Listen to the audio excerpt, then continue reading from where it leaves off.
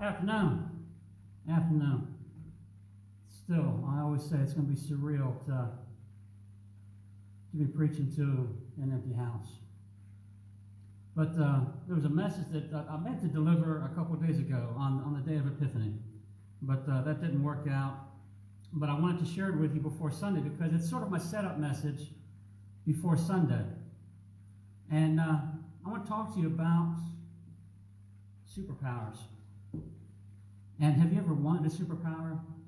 I know when I was a little kid, I loved, when I was a littler kid, I loved the Hulk. But as a preacher, I've always wished, as a preacher, that I could have the power to read, that I could read minds, that I could read your minds. From what some of you told me, some of you may think I can already, based on the messages that have been hitting home. But I just think that it would be so helpful to do my job if I could see the stress level, or even if you had that little number on your head, like the beds do, the sleep number. What if I could see your stress number today?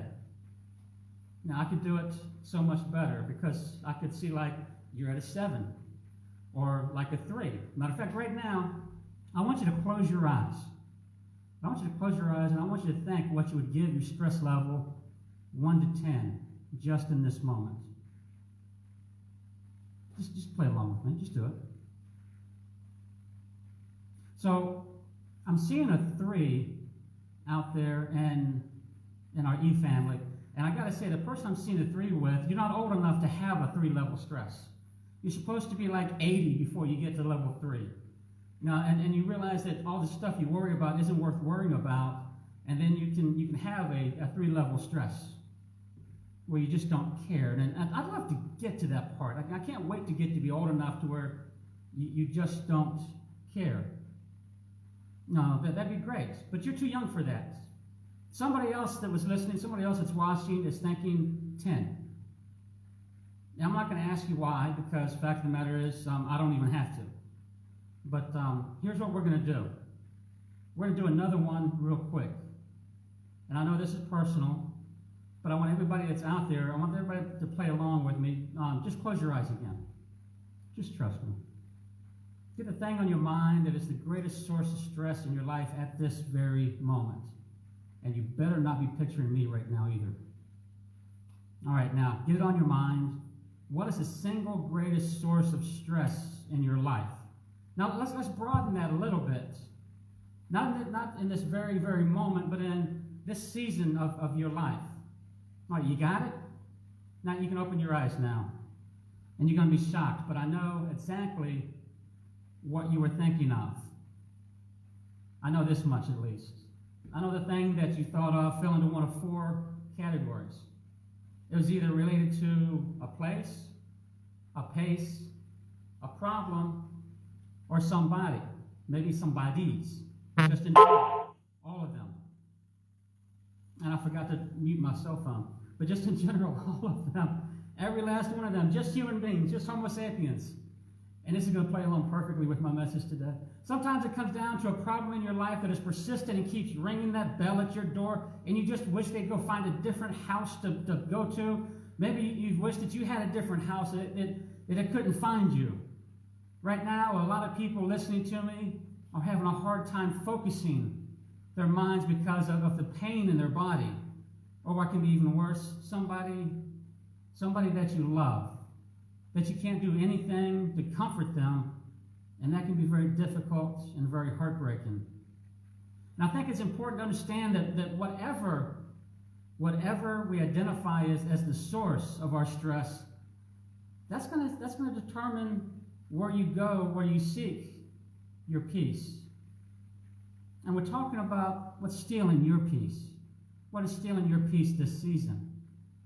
Now, Christmas just ended, and Christmas comes along and challenges us in all of those ways that we experience stress and pressure. Christ is born to challenge us as it relates to our expectation of peace. The Jewish people, they had a very particular expectation of the kind of peace that the Messiah would bring.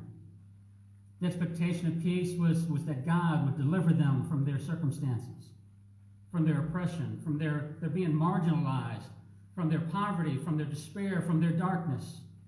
And did you know that unmet expectations are the number one killer, is the number one killer of relationships. And it's important to have that expectation also. But maybe the expectation is wrong. Maybe God doesn't always rescue us from something. Sometimes he visits me in my trouble. And for so many years, I had thought that the thief of my peace was other people or certain places or the schedule of my life, which is kind of funny because if you think about it, I'm the one who said yes to everything to begin with. I'm the one who said yes to everything that is stressing me with my schedule. And so now I'm asking God to take away the things that I committed to that I've tried so long, to arrange my life in such a way that I could no longer experience those stressful moments and stressful people. And if God would just change them, if just everybody would act the way they should act, But the Lord has been speaking to me in these last few days about the path of peace, and what I realized the more I reflected on this promise of peace that God gives us. Isaiah 9:6, his name will be called Wonderful Counselor, Mighty God, Everlasting Father, the Prince of Peace. But notice that the prophet never once called him the Prince of Convenience, or the Prince of Ease, or the Prince of Comfort, or the Prince of my preferences. Because a lot of times when God promises me peace, what I hear in translation is that God is promising me convenience, or God is promising me ease, or God is promising me my preferences being met. But the Lord has been speaking to me. Maybe you don't need to hear this, but just in case you do, it's impossible. It is impossible to experience peace when you're expecting perfection. See, maybe my problem, maybe some of y'all can relate to it. It's not other people. It's not the place. It's not the pace. It's not the problem. The problem is not even the problem. Like I can tell you the problem is not the problem because Jesus was born in a manger. The angel appeared to shepherds, so the shepherds were the people that you would least expect the herald to make the announcement of the birth of the Son of God. And yet he showed up in the least likely people and the least likely place. So it's not the people, and it's not the place, and it's not the pace. The shepherds were always on the move from place to place to place to place. It's not the place, and it's not the pace. It's not the people either. It's not even the problem. And here's my problem. My problem is that I can't receive peace if I'm expecting perfection. Let me make it quick, because here's the whole thing. Because maybe sometimes you got someplace to go to, you've got a Zoom meeting you're trying to ignore. You've got kids that you're trying to teach at home. You've got work that you're ignoring. The dishes are in the sink. The laundry's sitting by the laundry machine waiting for you to put it in there. So if you need to go, you got things to do, I'll give it to you really quickly so you can go on and get to Walmart, get to your chores, get back to ignoring that Zoom call or trying to work while your kids think that their brother or sister is 2 towns over and needs to hear what they're thinking, and hopefully everything will turn out all right. But the enemy of your peace, it's not the people, it's not other places, it's not how fast life is or the way the world is.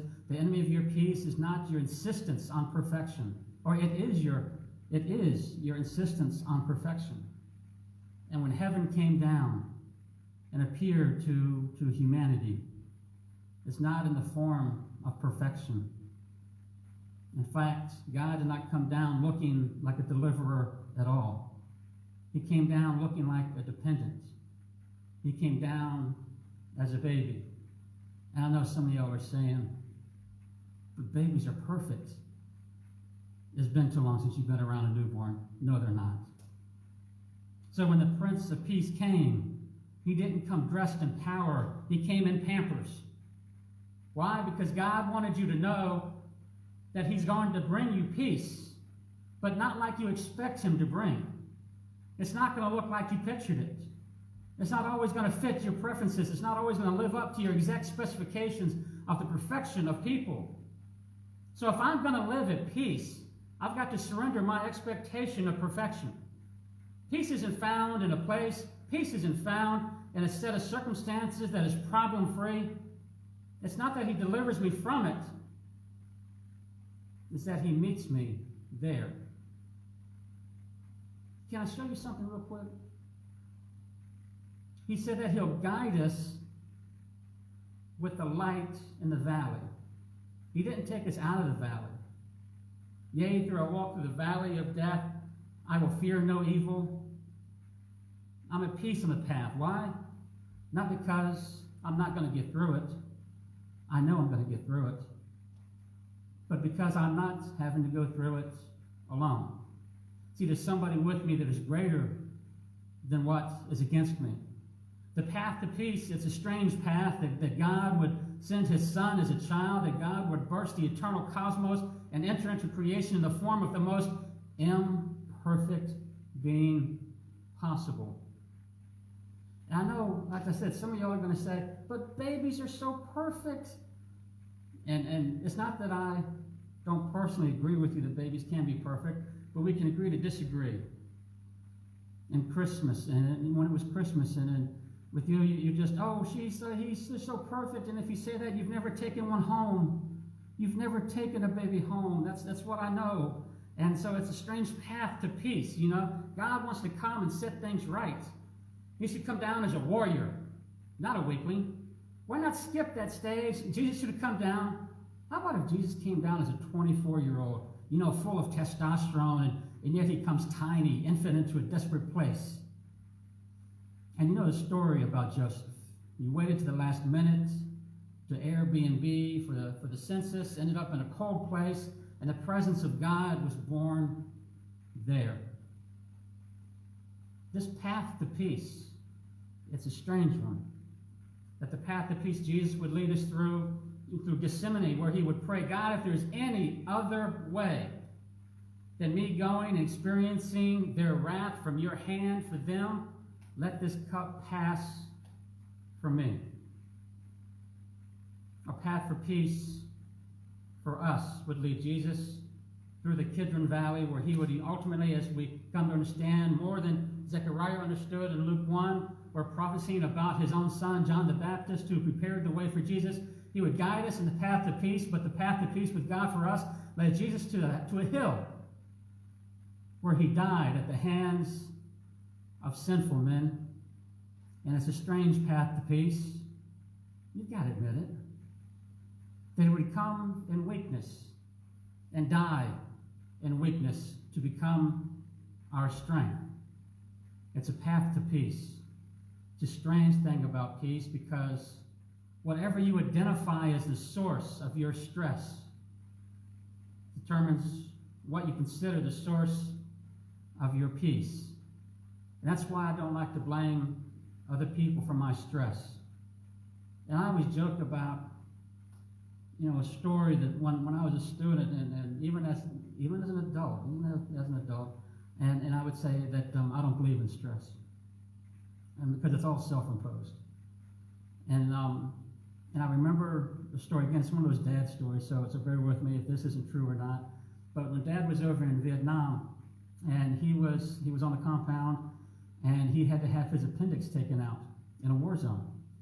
So he's on the base, and he's got his appendix out. His surgery went through, and everything went well. He's on the cot in the recovery room, and he's got all these tubes and wires in him. And next thing you know, that base gets mortared. There's a mortar attack, and the nurses come around, and he's got to roll over underneath the cot in order to protect himself and keep the shrapnel and whatever debris might be coming, keep it away from him. And so some of the lines and some of the cords and everything are ripping out of his body. And I got to admit, that to me is stress. But even that, it's interesting that the source where we see as the source of our stress determines what we consider to be the source of our peace. And that's why, even with that story of Dad, I don't like to blame other people, other places, other paces. Because if people brought me to stress, and I need people to change for me to have peace, But if I'm past the point in my life of wanting for people to act a certain way, for me to have peace in my own heart, I'm beyond the point of having to act a certain way because I'm going, this place is just driving me crazy. I can't stand to live here. I want to move. Why do you want to move? Because I don't like this place. It's giving me stress. It's ridiculous. So I don't want that plastic peace that comes from people. I've learned that if the peace comes from people, people can take it away. If it comes from situations, situations can change and take it away. I don't want peace to come from a promotion at work. I don't want peace to come from a convenient circumstance or a house that I live in or a neighborhood that I walk around in. I don't even want a peace that comes from a feeling. I don't want a peace that comes from a situation. I want a peace that the world didn't give and the world can't take it away. Give him praise if you got an unshakable peace, an unshakable joy. You might have to walk through a valley, but you don't have to lie down and die.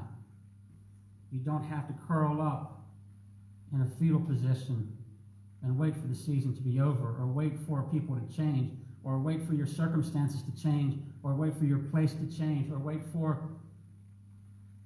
You don't have to curl up in a fetal position and wait. Because some of y'all got some people waiting for you when you leave the house. Some of you got people waiting for you when you wake up in the morning. And they're knocking at your door. And if you're not careful, you're going to trip. You're going to stumble. You're going to fall. But get your balance back. Fix your eyes on Christ, the author and finisher of your faith, of your joy, of your peace. It's time to walk in it. Amen. Join me Sunday. I hope to see you. God bless.